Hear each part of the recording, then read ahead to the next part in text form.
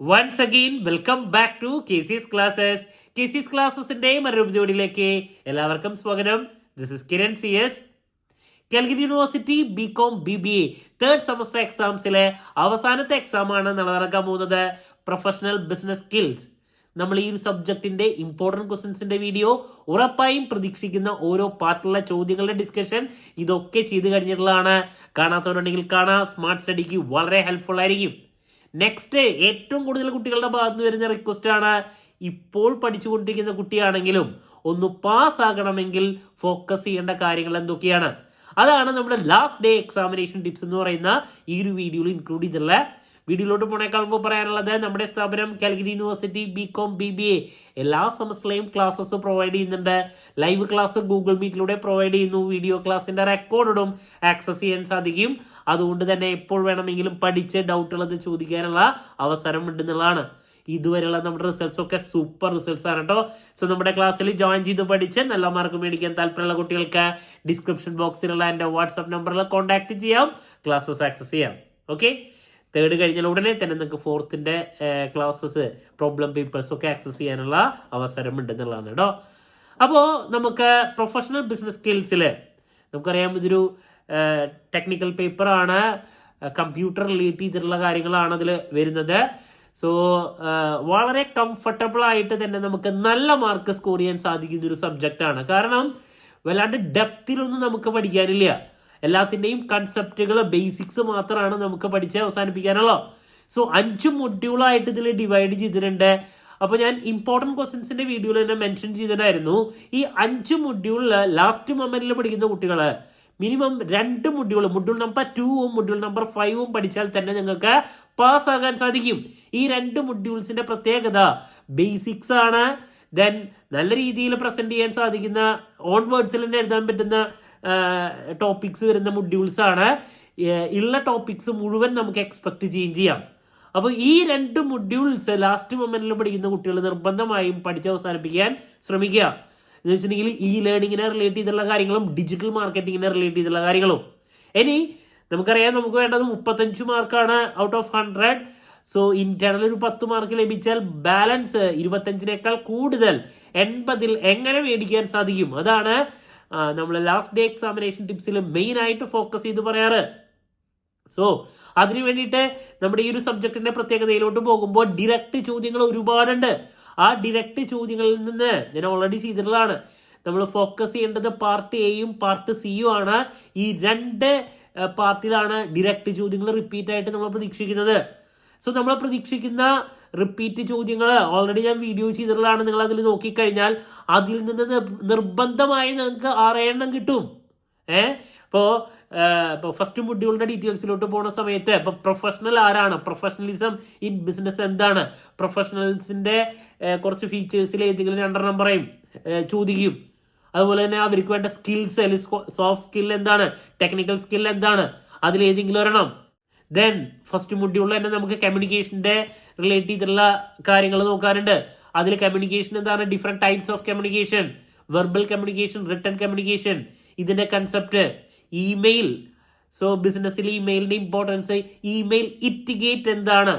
So ഇങ്ങനെയുള്ള കാര്യങ്ങളാണ് നമ്മൾ ആദ്യത്തെ മൊഡ്യൂളിൽ നിന്ന് പ്രതീക്ഷിക്കുന്നത്. ദെൻ അതിന്റെ കണ്ടിന്യൂഷൻ ആയിട്ട് ഇ ലേണിംഗിന്റെ ഏരിയസിലോട്ട് വരുന്ന സമയത്ത് അവിടെ ഒരുപാട് ചോദ്യങ്ങളുണ്ട്. ഇ ലേണിംഗ് എന്താണ്, ദെൻ അതിന്റെ കൂടെ തന്നെ ഓൺലൈൻ എഡ്യൂക്കേഷൻ എന്താണ്, ഓൺലൈൻ എഡ്യൂക്കേഷന്റെ അഡ്വാൻറ്റേജസ്, ഈ കണ്ടന്റ് എന്താണ്, ഈ ബുക്ക് എന്താണ്, ഈ കണ്ടന്റ് ഡെവലപ്മെന്റ് എന്താണ്, ഈ വേസ്റ്റ് എന്താണ്, മനസ്സിലാവുണ്ടോ? ഇങ്ങനെയുള്ള ഒരുപാട് ചോദ്യങ്ങൾ നമുക്ക് പ്രതീക്ഷിക്കാം റിപ്പീറ്റ് ആയിട്ട്. ദെൻ മൂക്ക് എന്താണ്, മൂക്ക് റിപ്പീറ്റ് ആയിട്ടുള്ള ഒരു ചോദ്യമാണ്. ദെൻ ആർട്ടിഫിഷ്യൽ ഇന്റലിജൻസ് എന്താണ്, റിപ്പീറ്റ് ക്വസ്റ്റ്യൻ ആണ്. ദെൻ ഞാൻ ഏറ്റവും കൂടുതൽ ക്വസ്റ്റ്യൻസ് പ്രതീക്ഷിക്കുന്ന ഡിജിറ്റൽ മാർക്കറ്റിംഗ് എന്താണ്, ഡിജിറ്റൽ ഡിവൈഡ് എന്താണ്, ഡിജിറ്റൽ നേറ്റീവ്സ് എന്താണ്, വീഡിയോ മാർക്കറ്റിംഗ് എന്താണ്, ദെൻ ഡിജിറ്റൽ ഏജ് ലേണേഴ്സ്, ഇതിന്റെ കൺസെപ്റ്റ് പലപ്പോഴും റിപ്പീറ്റ് ആയിട്ട് കണ്ടിട്ടുള്ളതാണ്. Then module number 3 business data അനാലിസിസിനെ റിലേറ്റ് ചെയ്തിട്ടുള്ള ചോദ്യങ്ങൾ മിക്ക പേപ്പറിലും വരാറുണ്ട്. ബിസിനസ് ഡാറ്റ അനാലിസിസ് എന്താണ്, അതിലെ ഡിഫറെന്റ് ടൈപ്സിൽ ഏതെങ്കിലും ഒരെണ്ണം, social network analysis, big data analysis, ഇതൊക്കെ എന്താണെന്നുള്ളത് മിക്ക പേപ്പറിലും കാണാറുണ്ട്. അതുപോലെ തന്നെ ഓൺലൈൻ അഡ്വർടൈസിങ് എന്താണ്, ഗ്രീൻ കമ്പ്യൂട്ടിംഗ് കൺസെപ്റ്റ് എന്താണ്, PPC അഡ്വർടൈസിങ് എന്താണ്, റിപ്പീറ്റ് ക്വസ്റ്റൻ ആണ്. ഡോക്യുമെന്റേഷൻ എന്താണ്, ടെക്നിക്കൽ ഡോക്യുമെന്റേഷൻ കൺസെപ്റ്റ് എന്താണ്. അതുപോലെ തന്നെ ഞാൻ നേരത്തെ പറഞ്ഞു ഗ്രീൻ കമ്പ്യൂട്ടിംഗ് വളരെ ഇമ്പോർട്ടന്റ് ആണ്, റിപ്പീറ്റ് ആയിട്ട് കാണാറുണ്ട്. ദെൻ ഫസ്റ്റ് ജനറേഷൻ കമ്പ്യൂട്ടേഴ്സ്, അതിന്റെ ഫീച്ചേഴ്സ് ഒന്ന് രണ്ടെണ്ണം മെൻഷൻ ചെയ്യാൻ വേണ്ടിയിട്ട് വരാറുണ്ട്, ന്യൂ ജനറേഷൻ കമ്പ്യൂട്ടേഴ്സിനെ പറ്റിയിട്ട്. ദെൻ പിന്നെ റിപ്പീറ്റ് ആയിട്ട് നമ്മൾ പ്രതീക്ഷിക്കുന്ന ഒരു ഏരിയ എന്ന് പറയുന്നത് സൈബർ ക്രൈമിനെ പറ്റിയിട്ടാണ്. സൈബർ ക്രൈം എന്താണ്, സൈബർ എത്തിക്സ് എന്താണ്, സൈബർ ലോ എന്താണ്, ഇതിനെ റിലേറ്റ് ചെയ്തിട്ടുള്ള ചോദ്യങ്ങൾ ഏതെങ്കിലും ഒരെണ്ണം എല്ലാ പേപ്പറിലും വരാറുണ്ട്. ദെൻ IT Act 2000 ജസ്റ്റ് ഒന്ന് മെൻഷൻ ചെയ്യാൻ വേണ്ടിയിട്ട് ഗൂഗിൾ സ്കോളർ എന്താണ്, പിന്നെ ഈ പറയുന്ന ഓൺലൈൻ ലൈബ്രറീസ് എന്താണ്, അതിന്റെ കൺസെപ്റ്റ്, വെബിനാർ എന്താണ്. അപ്പൊ ഇതൊക്കെ ബേസിക് ചോദ്യങ്ങളാണ്. സോ ഇങ്ങനെ ബേസിക് ക്വസ്റ്റ്യൻസിലെ ഏതെങ്കിലും ഒരു 5 or 6 നമുക്ക് പാർട്ട് എയില് കിട്ടുകയാണെങ്കിൽ അവിടെ തന്നെ ഒരു 10-14 മാർക്കായി. ദെൻ അതിനുശേഷം essayയുടെ ഏരിയയിലോട്ട് പോണ സമയത്ത് നിങ്ങളെ അടുത്ത് ഞാൻ നേരത്തെ പറഞ്ഞു മൊഡ്യൂൾ നമ്പർ 2 മൊഡ്യൂൾ നമ്പർ 5 എന്തായാലും ഈ 2 മൊഡ്യൂളിൽ നിന്നും essay കിട്ടും. ഈ പറയുന്ന ലേണിംഗ്, അതിന്റെ advantage disadvantage, learning in India ഒരു ടോപ്പിക്കാണ്. അതുപോലെ തന്നെ ഡിജിറ്റൽ മാർക്കറ്റിംഗ് എന്താണ്, അതിന്റെ അഡ്വാൻറ്റേജ് ഡിസഡ്വാൻറ്റേജസ്, ഡിജിറ്റൽ മാർക്കറ്റിംഗിന്റെ ഡിഫറെന്റ് മോഡൽസ് ഒരു essay ചോദ്യമാണ്. ഓൺലൈൻ എഡ്യൂക്കേഷനെ പറ്റിയിട്ട് എക്സ്പ്ലെയിൻ ചെയ്യാൻ വേണ്ടിയിട്ട് അതിന്റെ ബെനിഫിറ്റ്സ്, അതിന്റെ മെറിറ്റ്സ് ഡിമെറിറ്റ്സ്, അത് ട്രഡീഷണൽ ലേണിംഗും തമ്മിലുള്ള ഒരു കമ്പാരിസൺ പലപ്പോഴും കാണാറുണ്ട്. അതുപോലെ തന്നെ ബിസിനസ് ഡാറ്റ അനാലിസിസ്, അതിന്റെ ഡിഫറെന്റ് ടൈപ്സ്, അതിന്റെ അഡ്വാൻറ്റേജസ്, മറ്റൊരു essay ക്വസ്റ്റ്യൻ. ഫസ്റ്റ് മൊഡ്യൂളിന്റെ ഡീറ്റെയിൽസിലോട്ട് പോകുമ്പോൾ qualities and traits required for a good professional repeat ആയിട്ട് കണ്ടുവരുന്ന ഒരു essay ടോപ്പിക്കാണ്. പിന്നെ ഓൺലൈൻ അഡ്വർടൈസിങ്, അതിന്റെ തന്നെ മെറിറ്റ്സ് ഡിമെറിറ്റ്സ്, PPC അഡ്വർടൈസിങ്, മെയിനായിട്ട് ഓൺലൈൻ അഡ്വർടൈസിങ്ങിനെ പറ്റിയുള്ള കാര്യങ്ങൾ. ദെൻ സൈബർ ക്രൈംസ്, അതിന്റെ കാറ്റഗറീസ്, എങ്ങനെ സൈബർ ക്രൈം പ്രിവെന്റ് ചെയ്യാം, അതിനെ പറ്റിയിട്ടുള്ള മറ്റൊരു essay ടോപ്പിക്. അതുപോലെ തന്നെ സൈബർ ക്രൈമിന്റെ കണ്ടിന്യൂഷൻ ആയിട്ട് സൈബർ ലോ, എന്താണ് സൈബർ ലോ, എവിടെയൊക്കെ അത് അപ്ലൈ ചെയ്യാം, the areas we can apply implement cyber laws. ഇങ്ങനെ കുറച്ച് ഏരിയാസിൽ ഏതെങ്കിലും 2 എണ്ണത്തിൽ നിന്ന് നമുക്ക് essay കിട്ടും.